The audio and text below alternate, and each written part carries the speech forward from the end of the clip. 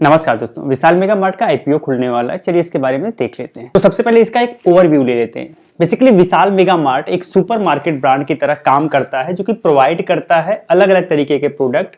Basically 3 category में काम करता है। पहला है अपीयरल, सेकेंड है जनरल मर्केंटाइज, थर्ड है फास्ट मूविंग कंज्यूमर गुड्स, जिसे एफएमसीजी के नाम से जाना जाता है। यह अपनी सर्विस आप इसके स्टोर से जाके कर सकते हो, परचेज कर सकते हो, या फिर मोबाइल एप्लीकेशन या फिर वेबसाइट के माध्यम से भी इसके सामान को आप परचेज कर सकते हो। बेसिकली यह मिडिल इनकम ग्रुप और लोअर इनकम ग्रुप को फोकस करता है और ज्यादा कॉस्टली सामान नहीं बनाता है। अब बढ़ते हैं आईपीओ के इंपॉर्टेंट डेट्स की तरफ। तो अगर आप इसमें अप्लाई करना चाहते हो, 11 दिसंबर 2024 से एप्लीकेशन स्टार्ट हो जाएगा।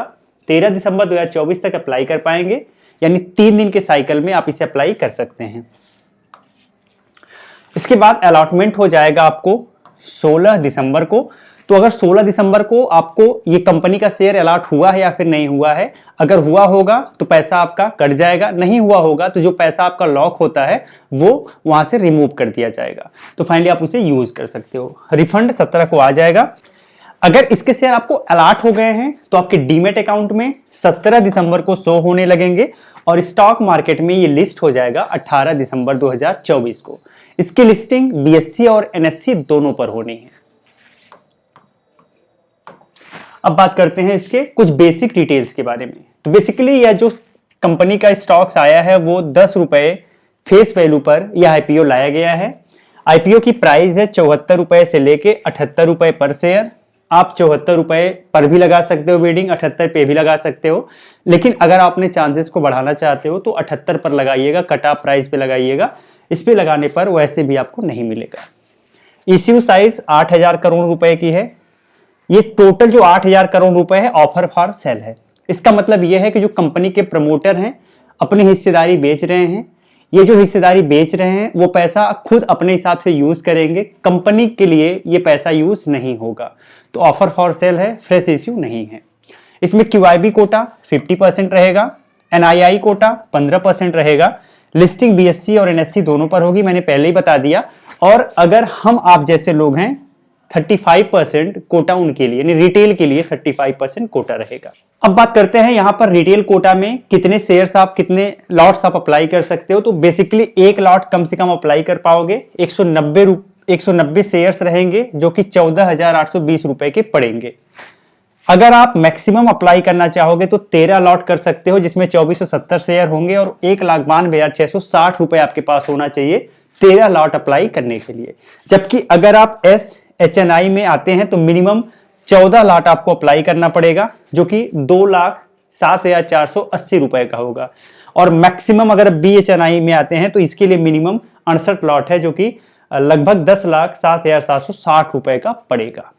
ठीक है, तो ये हमने इसके कुछ बेसिक डिटेल के बारे में जान लिया। आइए अब इसके फाइनेंशियल को देखते हैं। बेसिकली अगर बात करें पीरियड 2022, 23, 24 और जून 2024 तक के आंकड़े हमने आपके साथ शेयर किए हैं। 2022 में इसका रेवेन्यू 5,653.85 करोड़ था। इसने एक्सपेंस किया था 5,384.20 करोड़। प्रॉफिट इसका जो टोटल बना था टैक्स के बाद वो 202.77 करोड़ बना था। एसेट टोटल 8,217.98 करोड़ है।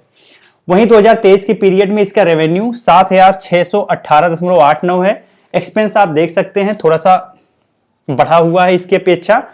प्रॉफिट यहाँ पे 321.27 करोड़ आ रहा है। एसेट आप यहाँ पे देख सकते हैं। तो आप देखेंगे 2022 में भी प्रॉफिट 202.77 करोड़ रहा है, प्रॉफिटेबल कंपनी है। 2023 में ये बढ़ के 321 करोड़ हो गया। 2024 में 461 करोड़ हो गया हैं। अब बात करते हैं इंपॉर्टेंट रेशियोज की।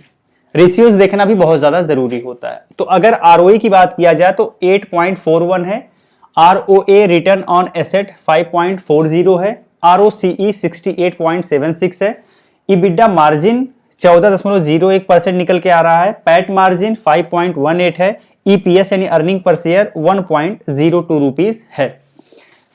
फ्री कैश वैल्यू इसके पास 583 करोड़ रुपए है, मतलब ठीक ठाक कैश भी है, फ्री कैश भी है। डेट 1409 करोड़ रुपए है। सेल्स ग्रोथ 26% के करीब है। प्रॉफिट ग्रोथ लास्ट 3 ईयर में 56.4% के करीब है। करंट रेशियो 1.14 है। ठीक है, RONW 8.18% है और PB प्रॉफिट टू वैल्यू 5.9% के करीब है। अब और कुछ डाटा हम देख लेते हैं, इसके पीयर ग्रुप को कंपैरिजन कर लेते हैं। तो यहाँ पे इसका पीयर ग्रुप जैसे एवेन्यू सुपरमार्ट लिमिटेड है, ट्रेंट है और विशाल मेगा मार्ट, हम कंपैरेटिवली देख लेते हैं। तो अगर एवेन्यू सुपरमार्ट को देखें तो इसका अर्निंग पर शेयर 38.99 है, ट्रेंड का इससे भी ज्यादा है 41.82, जबकि विशाल का सिर्फ 1.02 है। पीई रेशियो इसका 107.05 है, ट्रेंड का 186 है। अगर एवरेज इंडस्ट्री का देखा जाए तो लगभग 130 रुपए के करीब आपको पड़ेगा और विशाल मेगा मार्ट के केस में 76.47 रुपए पर ये लाए हैं आईपीओ। RONW इसका 13.56 है, इसका 39.99 है और इसका 8.18 है। पीबी रेशियो ये 12.4 है, इसका 52.8 और इसका 6.23। तो हम कह सकते हैं कि ठीक ठाक वैल्यूएशन पे कंपनी आई हुई है।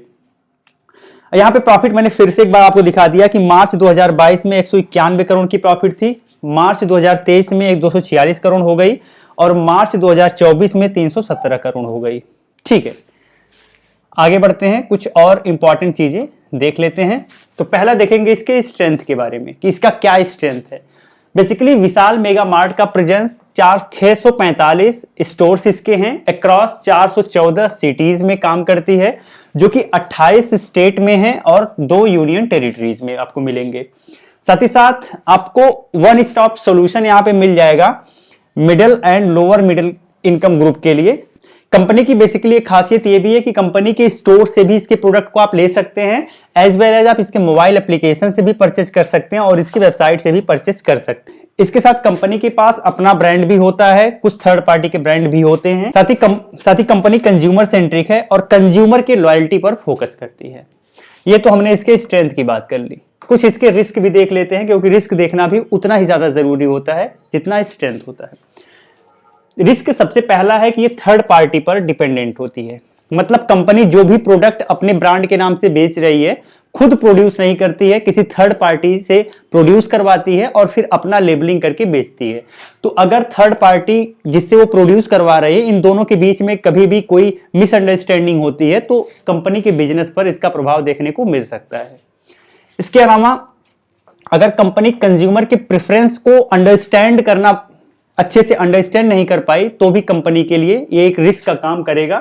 साथ ही साथ अगर कंपनी अपने इन्वेंट्री को मेंटेन नहीं कर पाई तो भी ये फ्यूचर में उसके बिजनेस को प्रभावित करेगा। साथ ही साथ कंपनी का अपना खुद की प्रॉपर्टी, सारी की सारी प्रॉपर्टी कंपनी की खुद की नहीं होती है, बहुत सारी लीज पे होती है, रेंटल प्रॉपर्टी होती है, तो इसलिए रियल एस्टेट वाला रिस्क भी यहाँ पर देखने को मिल जाएगा। साथ ही साथ ये जो पूरा का पूरा 8,000 करोड़ है, ये ऑफर फॉर सेल है, तो ऑफर फॉर सेल है तो ये कंपनी के बेहतरी के लिए इस पैसे का यूज नहीं किया जाएगा, तो ये भी एक प्रकार का रिस्क ही है। साथ ही साथ कुछ लीगल प्रोसीडिंग भी चल रही है कंपनी के लिए, और अगर वो कंपनी के खिलाफ जाती हैं तो हो सकता है उसका प्रभाव फ्यूचर में आपको देखने को मिले। मैक्सिमम रेवेन्यू इसका डिपेंड करता है बेसिकली 3 स्टेट पर, पहला यूपी है, सेकंड कर्नाटका है, थर्ड असम। यहां पे कंपनी का मैक्सिमम रेवेन्यू यहीं से आता है। इसके अलावा पास में कंपनी का नेगेटिव कैश फ्लो भी रहा है, जो कि अगर फ्यूचर में ऐसा कुछ होता है तो कंपनी के बिजनेस को इफेक्ट कर सकता है।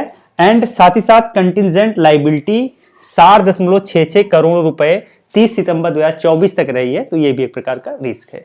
तो हमने कुछ रिस्क के बारे में देखा है।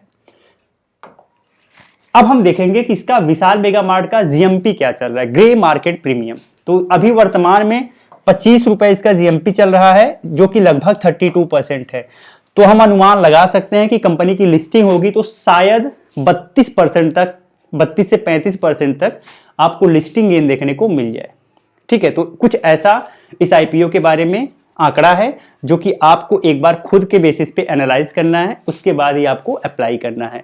अप्लाई करने के पहले अपने फाइनेंशियल एडवाइजर से एक बार सलाह जरूर ले लें। यह वीडियो एजुकेशनल पर्पज से है, इस वीडियो का मकसद आपको इन्फॉर्मेशन देना है। अगर आप brokerage free demat and trading account open करना चाहते हैं, वीडियो के डिस्क्रिप्शन में लिंक दिया गया है, एक बार गो थ्रू कर सकते हैं। जय हिंद।